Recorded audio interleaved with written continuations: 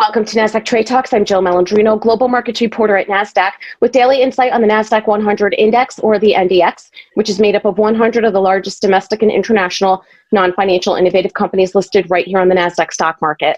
The NDX has been the barometer for U.S. large cap growth and also one of the best performing indexes over the last decade and a half, not to mention one of the most liquid index ecosystems in the world. Joining me this afternoon, we have Ryan McCormack, factor and core equity strategist at Invesco, to discuss weekly trends in the Nasdaq-100. And Ryan, what a week it was as the Nasdaq-100 and the broader market closed out a spectacular November, although a big part of the move came earlier in the month. So with that said, let's take a look at the weekly performance. Yeah, no, it was a historic November and sort of an exclamation point for QQQ and the Nasdaq-100. QQQ for the week up 3.11% relative to the S&P 500 up 78 basis points, and the S&P 500 value down 79 basis points.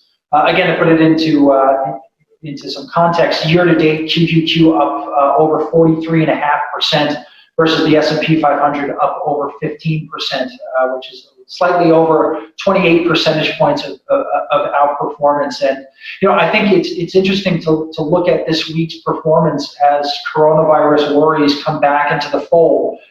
You sort of see that similar action to what we saw in the early parts of April and in the beginning stages, where we're seeing rising corona cases. It seems as though investors are seeking refuge in these large, growthy, innovative companies. Yeah, and if we take a look at our next chart here with sector performance, I would imagine it's those growthier tech names that led the way last week. Yeah, exactly right. You have tech, discretionary, communication services leading the way. Healthcare had a pretty good week, but look at the red on that chart. It's energy down nearly 8.5%. It's industrials down 2%.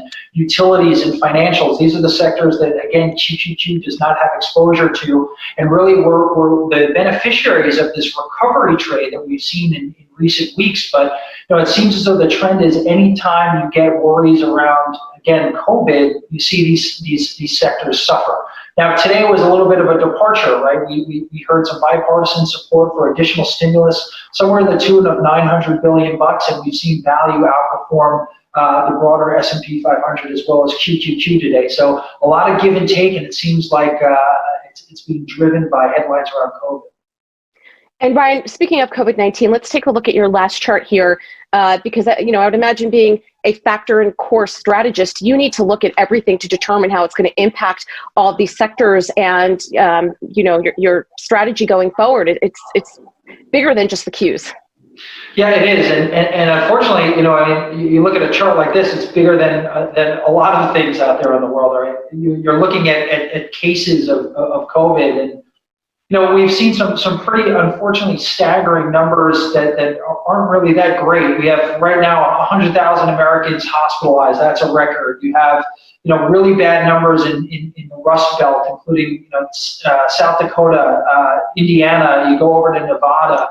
Cases are accelerating in New York and California off of an area where we thought that maybe the worst was behind us. Those numbers seem to be creeping up. As a matter of fact, in 27 states, the 14-day average is increasing. A sobering statistic yesterday: over 2,500 deaths in the U.S. Over nearly 175,000 new cases just yesterday alone. So unfortunately, we've gotten this really good news on vaccines and hopefully a light at the end of the tunnel here. But it's important to remember that for the moment, it's still with us. But we're not beyond the pandemic. And I think to bring it back to sort of markets, you're seeing those dynamics continue to play out. You look at foot traffic in last week, which is traditionally the biggest shopping week of the year with Black Friday and then Cyber Monday sales. Foot traffic down 52%, according to SensorMate Solutions. People are avoiding the malls, they're avoiding crowds, and who's been the beneficiary of this? Mainly online retailers. We saw statistics from Adobe Analytics that showed Black Friday online spending up 22% this year to $9 billion. Cyber Monday spending up 15.1% to nearly $11 billion. That being said, they did cut their sales forecast for the year to $184 billion of holiday spending, but that's still a 30% increase as it relates to last year. So, I think the read-through is certainly the markets are still being driven by COVID, and yes, like I said, there's optimism around these vaccines that are coming out, but as of now, the pandemic is still with us, and I think it's still kind of driving consumer habits and the way that we're living our day-to-day lives. All right, Ryan, appreciate the update. Thanks for joining us on Trade Talks, and thanks for joining me. I'm Jill Malandrino, Global Markets Reporter at Nasdaq.